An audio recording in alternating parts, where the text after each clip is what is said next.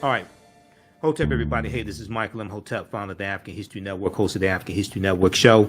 I'm a talk show host, researcher, lecturer, writer, and historian. It is Saturday, August 13th, 2022, and we are live. I'm teaching another session of my online history class today around 2 p.m. Eastern Standard Time, Ancient Kemet, the Moors, and the Ma'afa, Understanding the Transatlantic Slave Trade, what they didn't teach you in school. This is normally a 10-week online history class that I teach. I talked about it some on Roland Martin Unfiltered on Friday, August 12th. We're teaching another session today. This time around, it's going to be 12 weeks when we teach it. And you can register for this online class. We have the information here in the thread of the broadcast. You can join us at our online school. I'll be teaching the class around 2 p.m. Eastern Standard Time today. And I do a PowerPoint presentation. We have book references, articles, video clips. Here's I want to do a brief preview today of some of the information we cover in this class. We deal with thousands of years of history and what leads up to the transatlantic slave trade taking place. So we can't start studying our history in slavery, even when we study the transatlantic slave trade, which is important to study. We can't start in 1619 with those 29 Africans in Virginia. We can't start in the 1440s with the Portuguese getting involved in the transatlantic slave trade with Anton Gonzalez in 1441 going into present day Mauritania. We have to deal with thousands of years of history and what leads up to the transatlantic slave trade taking place. And we have to also deal with the 800-year occupation of Europe by the Africans known as the Moors, who take the teachings from ancient Kemet, ancient Egypt, into Europe. And these teachings are going to bring Europe out of the Dark Ages. Okay, so one of the things we deal with in class, and we'll talk about some in today's class, when those Africans known as the Moors go into the Iberian Peninsula, today known as Spain and Portugal, in 711 AD, and they're going to various extents Africanize Europe.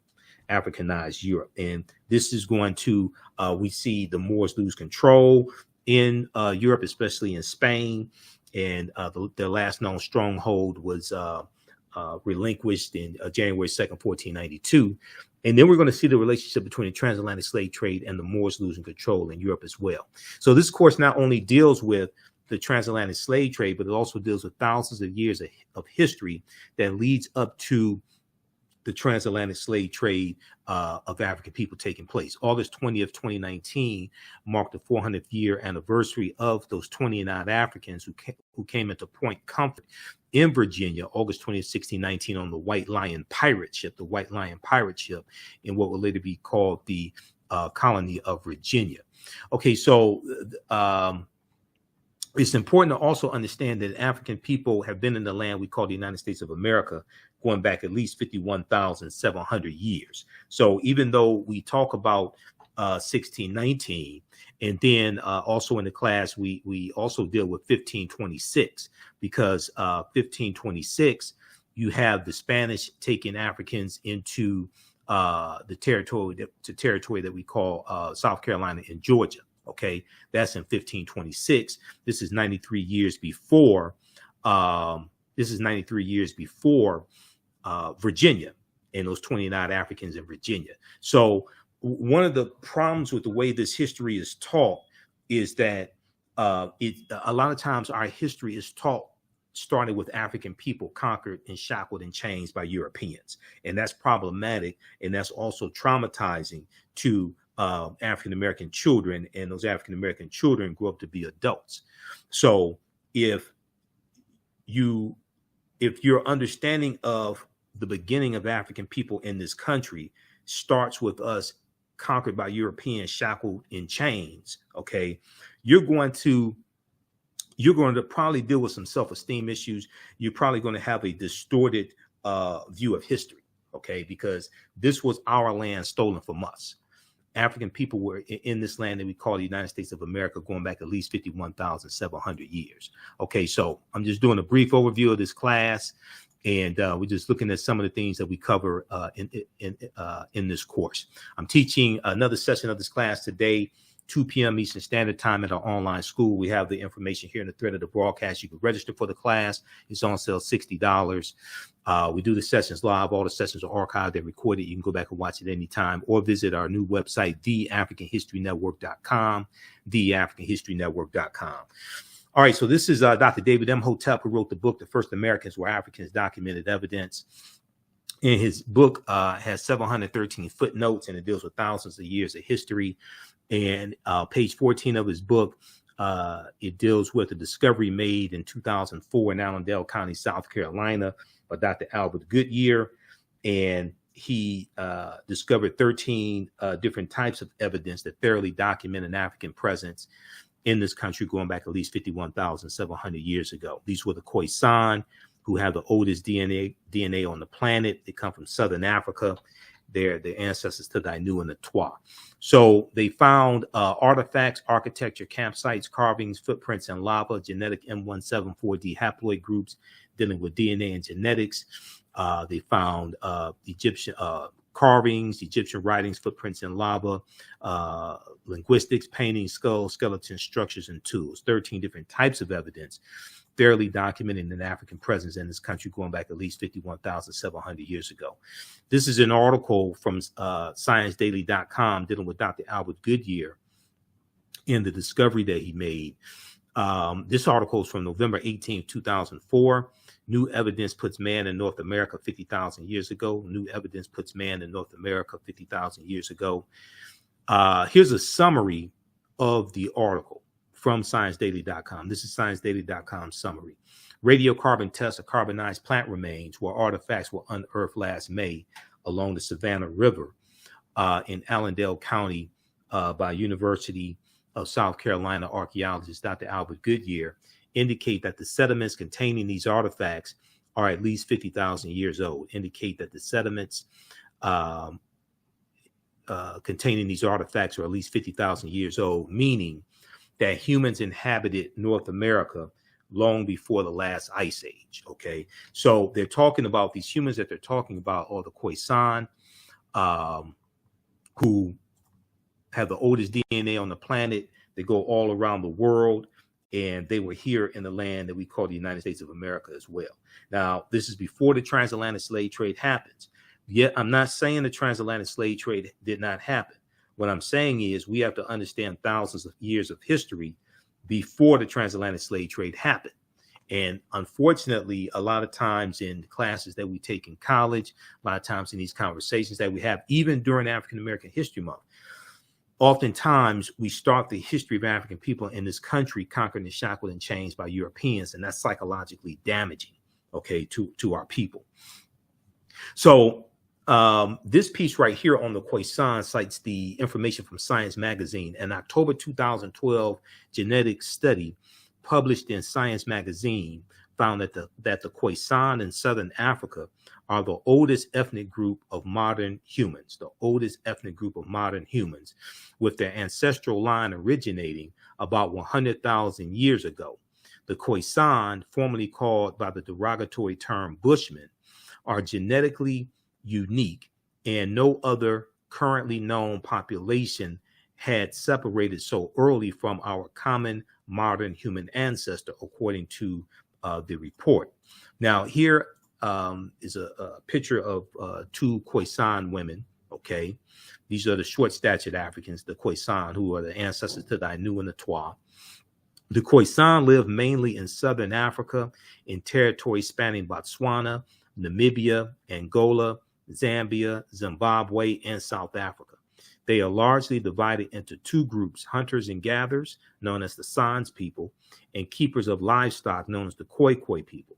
The Khoisan languages include the distinctive click sounds that are not found in languages of their neighbors. Okay, there's a good article that from AtlantaBlackStar.com, 5 ethnic groups that prove the first humans were Black. Okay, so and when we talk about the click language is the oldest language.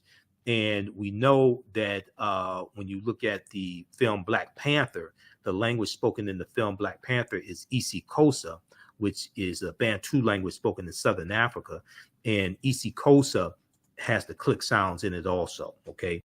So as we talk about the film Black Panther, I did the 3 months of research to be able to do my lectures on that film. And the film Black Panther relates to African history, African culture, African language, spiritual systems, etc. We look at a number of different archaeological studies and discoveries in this course also, okay, to deal with thousands of years of history leading up to the transatlantic slave trade. Then we go through and we analyze the transatlantic slave trade.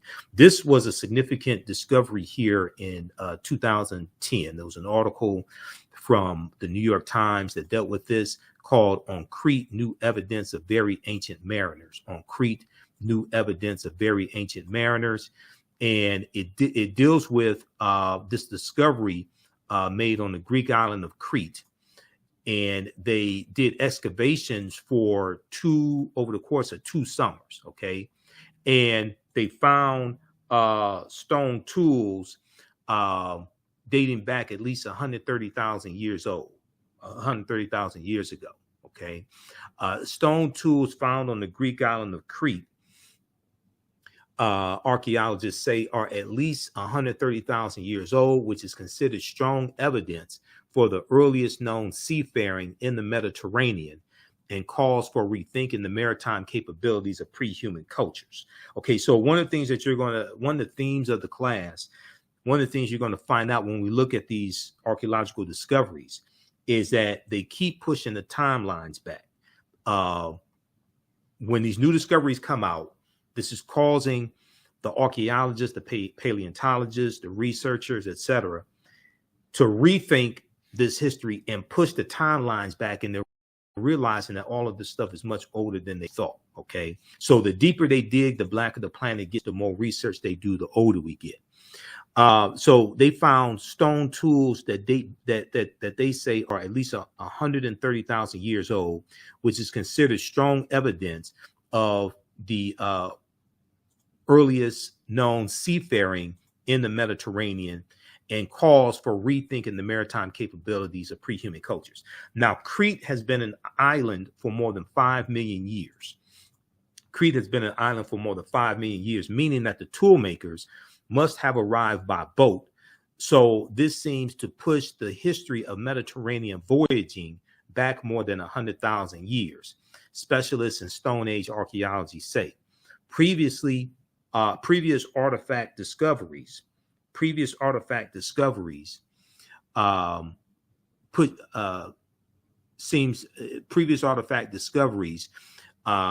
that seafaring in the Mediterranean, islands like Cyprus and a few other Greek islands, possibly Sardinia, were no earlier than 10,000 to 12,000 years ago. Okay.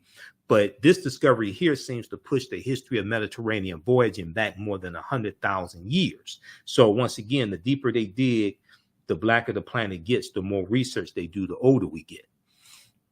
Okay, so check out that article. We talk about the lost city of Egypt, Tanis Heraklion, that sunk into the bottom of the sea. And it was a discovery in 2013 of what this expedition team found, led by archaeologist Frank Gardillo.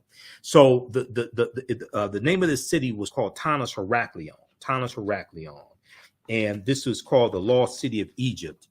And they found the UK publication, The Telegraph, has some good information on this, and there's some other news outlets that reported on this. Actually, all the news outlets had information on this.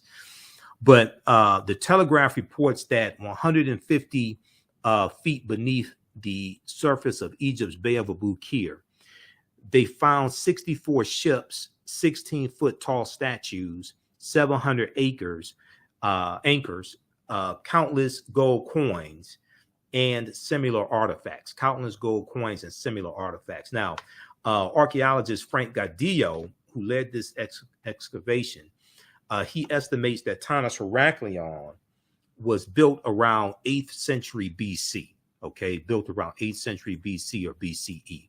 Now, these are some of the artifacts and statues, things like that, they found at the bottom of the sea. Okay, this is straight out of ancient Kemet, ancient Egypt.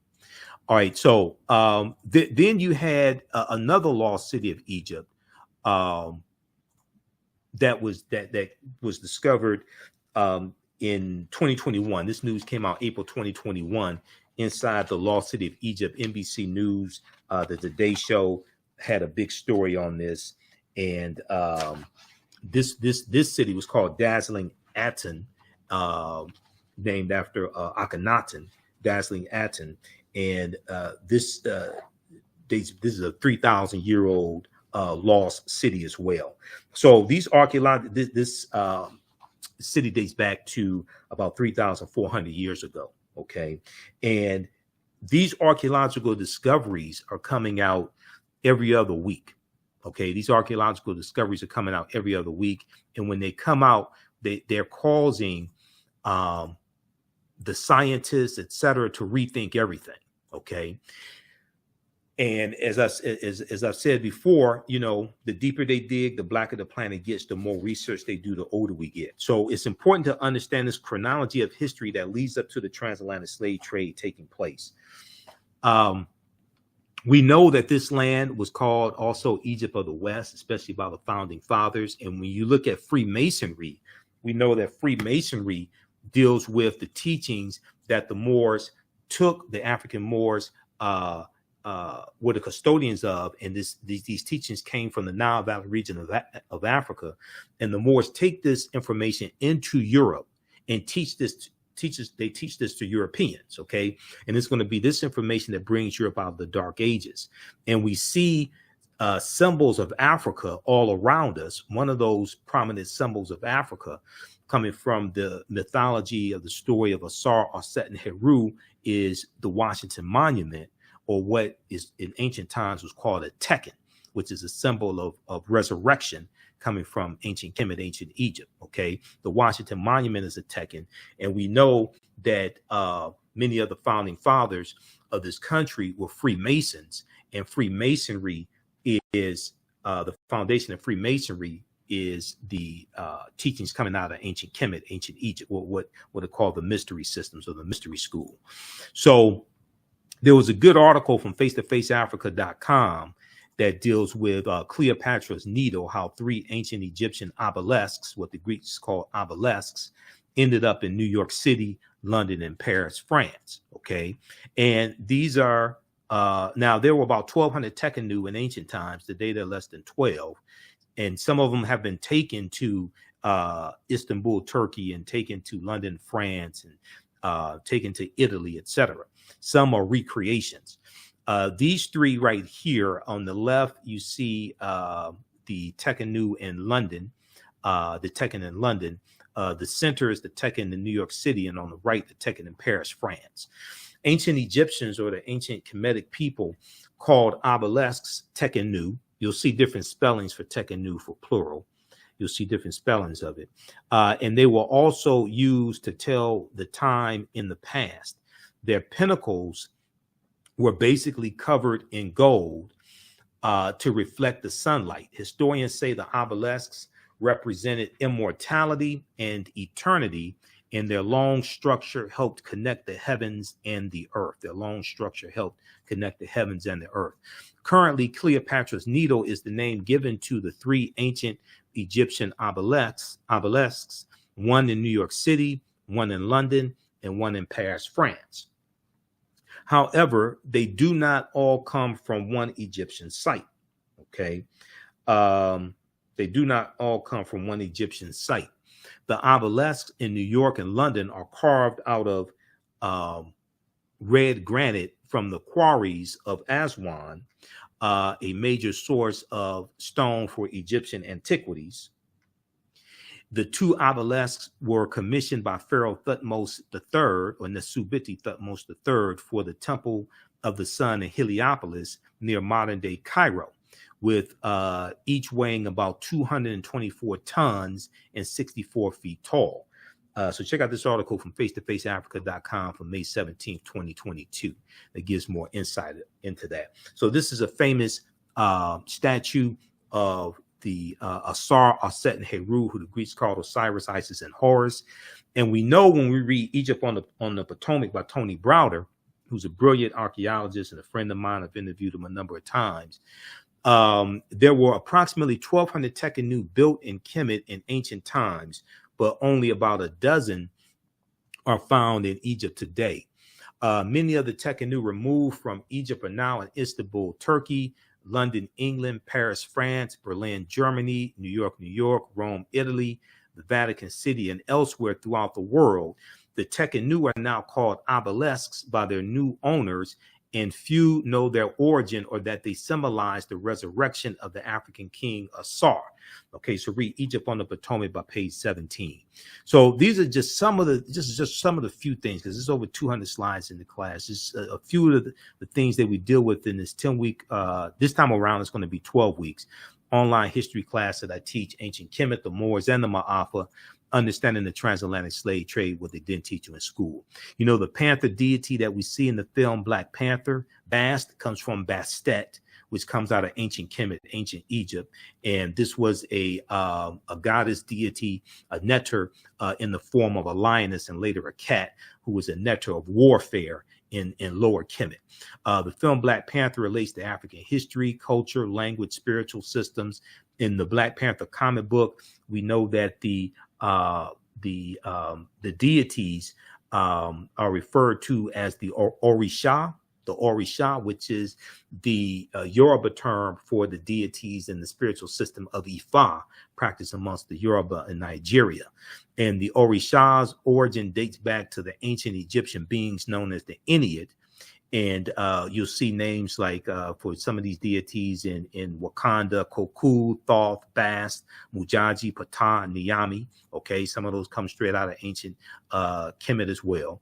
The Ennead referred to means group of 9 in Greek, and in ancient Kemet they were called Pesjet.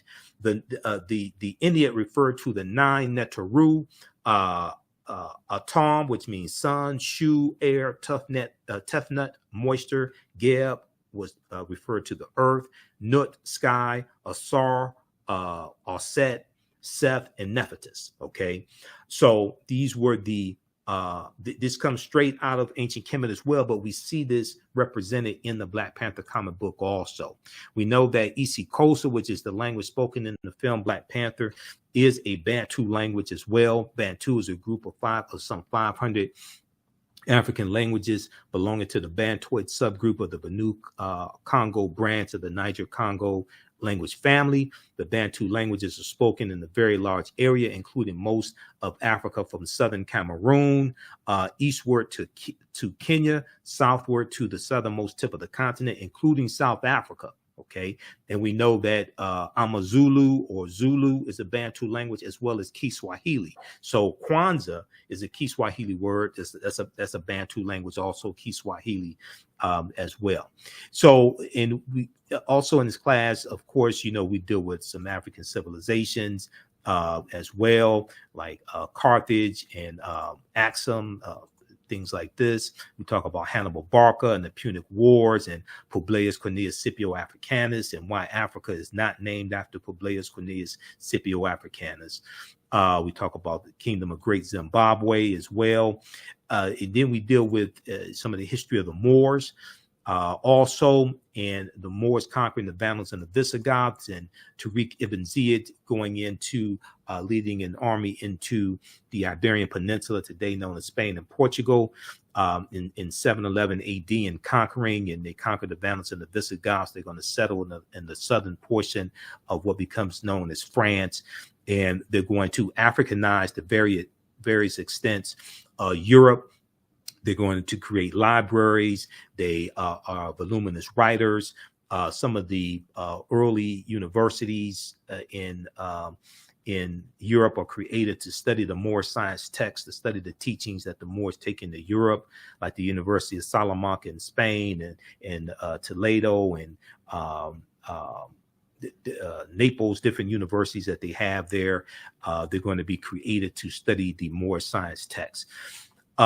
So we talk about the 3 great West African kingdoms also of Ghana, Songhai, and Mali. And we look at this history chronologically also. Okay, so there's a timeline of history that we look at.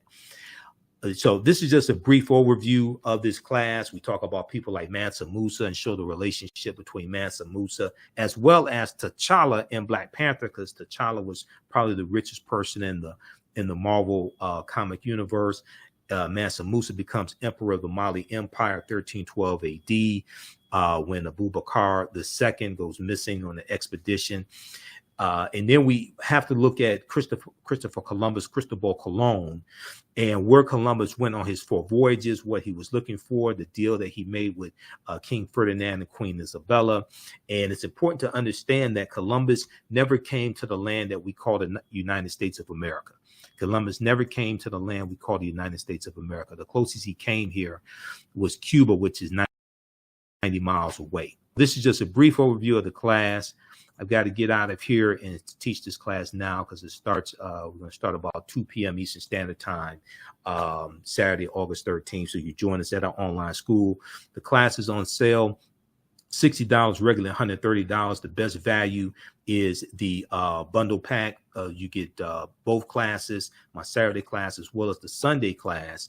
You get both classes for $100. So if you visit our website, our new website, theafricanhistorynetwork.com, theafricanhistorynetwork.com. Scroll down the page, you'll see the picture of me and information about my radio show. We have our Cash App information and PayPal. If you want to pay for the class through Cash App, you can send the money through Cash App also. Here's our Cash App tag, $ the AHN show through Cash App, $ the AHN show through Cash App. Click here to register for both classes. Has registered here. You could pay debit card or credit card, follow the prompts. It gives you the option to use PayPal. And then below that, it gives you the option for debit card, credit card. You don't have to have a PayPal account. So this class here, Ancient Kemet, the Moors, and the Ma'afa, understanding the transatlantic slave trade, what they didn't teach you in school. That's regularly $130, on sale $60. We do the class live. All the sessions are archived and recorded. You can go back and watch it anytime. And then on Sundays, I teach from the Civil War to the Civil Rights Movement and Black Power, 1865 to 1968. Okay. In this class, we start in 1803 with the Louisiana Purchase. And then we look at the Louisiana Purchase and the Haitian Revolution, because those two events are related. And then we go through history chronologically. We look at the Civil War and what leads to the Civil War taking place. Civil War, Reconstruction, 1865 to 1877, Jim Crow era, World War I, World War II, Civil Rights Movement, Black Power Movement, Great Migration, to understand what happened to us after slavery ended. What were the laws and policies put in place to put us in a predicament we're in today, to understand where we need to go from here. Okay. And African history and culture gives us our foundation. It gives us our values, our interests, and our principles. And this influences our economic empowerment and political empowerment. Okay. So these history classes will change the way that you look at history. We have the link here in the thread of the broadcast. It's also on our website, AfricanHistoryNetwork.com. Best value is the bundle pack. So it gets you both classes for $100. That's over a $360 value, because there's bonus content that you'll get from me also in the class. You can watch these classes live or on demand. Once you register for the class, even a year from now, 2 years from now, you'll still have access to the full course. I would say the information is PG-13. You can use this with our youth as well. So I don't do a lot of cursing. It's not overly graphic, etc. Class is very visual. There's tons of articles that we cite also, so you can check that out. If you have any questions, you can also email me at through the website, or at AHNshow, theafricanhistorynetwork.com, our new email address, AHNshow at theafricanhistorynetwork.com. Okay, so we look to see you in class Saturday and Sunday. And Sundays, I teach from the Civil War to the Civil Rights Movement of Black Power, 1865 to 1968. Look, I have to get out of here. I have to teach this class now. You can join us in class. You can register and join us in class right now. Right now, it's correct wrong behavior is not over till we win. Wakanda forever.